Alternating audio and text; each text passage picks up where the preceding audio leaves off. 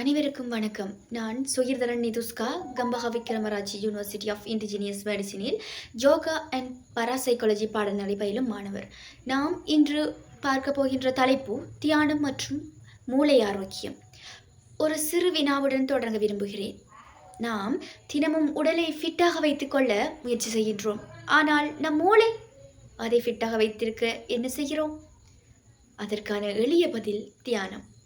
தியானம் என்பது அமைதியாக உட்கார்ந்திருப்பது அல்ல, அது ஒரு மூளைக்கான ஜிம் ட்ரைனிங் ஆகும்.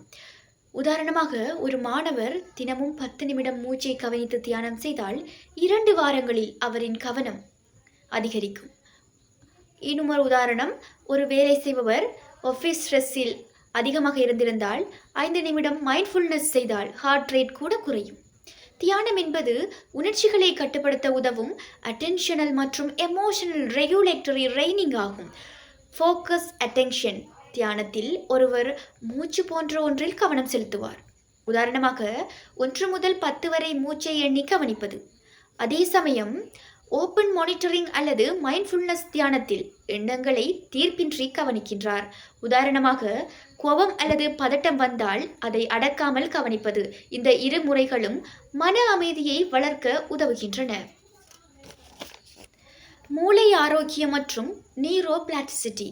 மூளை ஆரோக்கியம் என்பது நினைவாற்றல், கற்றல் திறன் மற்றும் உணர்ச்சி சமநிலை ஆகியவை சரியாக செயல்படுவதை குறிக்கும்.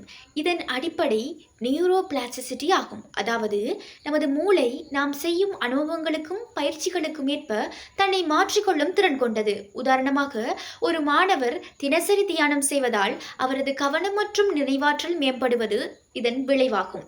தியானத்தின் மூலம் மூளையில் ஏற்படும் தாக்கம். தியானம் மூளைக்கு ஒரு மைண்ட் ஜிம் போல செயல்பட்டு அதன் அமைப்பையும் செயல்பாட்டையும் மாற்றுகின்றது. ப்ரீஃப்ராண்டல் கோர்டெக்ஸ் பகுதி கவனம் மற்றும் முடிவெடுத்தலுக்கு உதவுகின்றது. உதாரணமாக, தியானம் செய்வதன் மூலம் படிப்பில் கவனம் நீடித்தல். அமிக்டலா பகுதி பயம் மற்றும் ஸ்ட்ரெஸ் போன்றவற்றிற்கு உதவுகின்றது. உதாரணமாக, எக்ஸாம் ஃபியர் குறையும். மற்றும் ஹிப்போகாம்பஸ் பகுதி நினைவாற்றல். உதாரணமாக, படித்ததை நினைவில் வைத்திருத்தல் ஆகிய பகுதிகளில் நேர்மறை மாற்றங்களுக்கு உதவுகின்றன. தியானத்தின் நேர்மறை விளைவுகளாக தியானம் பல அறிவுசார் நன்மைகளில் கவனம் அதிகரிப்பு மற்றும் நினைவாற்றல் மேம்பாடு என்பனவற்றிற்கு உதவுகின்றது. உதாரணமாக, நீண்ட நேரம் படிக்க முடிவு செய்து படித்தல் இதில் அடங்கும். உணர்ச்சி நன்மைகளில் என்சைட்டி மற்றும் டிப்ரெஷன் குறைதல். உதாரணமாக, வேலைப்பளு நிமித்தம் மன அழுத்தம் ஏற்படும் ஒருவருக்கு மன அழுத்தம் குறைந்து மன அமைதி கிடைக்கும் இது போன்ற நன்மைகள் இதில் அடங்கும். மேலும் நீண்ட காலத்தில் மூளை வயது முதிர்வை மந்தமாக்கும் திறனும் தியானத்திற்கு உள்ளது. தியானம் தேவைப்படும் மக்களாக தியானம் மாணவர்கள், வேலை செய்பவர்கள், முதியவர்கள் என அனைத்து வயதினருக்கும் தேவையான ஒன்றாக காணப்படுகின்றது. மாணவர்கள் எனும் போது பரீட்சை பயம் குறைந்து கவனம் அதிகரிக்க, வேலை செய்பவர்கள் எனும் பொழுது ஸ்ட்ரெஸ் மற்றும் பேர்ன் அவுட்டை கட்டுப்படுத்தல் மற்றும் முதியவர்கள் எனும்போது டிமென்ட்ரியா அபாயத்தை குறைத்து நினைவாற்றலை பாதுகாக்க என அனைத்து வயதினருக்கும் மிகவும் பயனுள்ளதாக அமைகின்றது இந்த தியானம். அறிவியல் சான்றுகள் சயின்டிஃபிக் எவிடன்ஸ். தியானத்தின் பயன்களை பல ஆய்வுகள் நிரூபித்துள்ளன. ஹோல்செல் மற்றும் இணைய ஆய்வாளர்கள் 2011ஆம் ஆண்டு ஹார்வர்ட் பல்கலைக்கழகத்தில் மேற்கொண்ட ஆய்வில் 8 வாரங்கள் விழிப்புணர்வு மைண்ட்ஃபுல்னஸ் தியானம் செய்தவர்களின் மூளையில் நினைவாற்றலுக்கு பொறுப்பான ஹிப்போகாம்பஸ் பகுதியில் கிரே மேட்டர் அதிகரித்து மன அழுத்தத்திற்கு பொறுப்பான அமிக்டலா பகுதி சுருங்கியதும் கண்டறியப்பட்டுள்ளது. லெசர் மற்றும் இணை ஆய்வாளர்கள் 2005ஆம் ஆண்டு செய்த ஆய்வில் தியானம் செய்தவர்களின் மூளை வயதானாலும் மெதுவாக மட்டுமே தேய்மானம் அடைகிறது என்பது கண்டறியப்பட்டுள்ளது.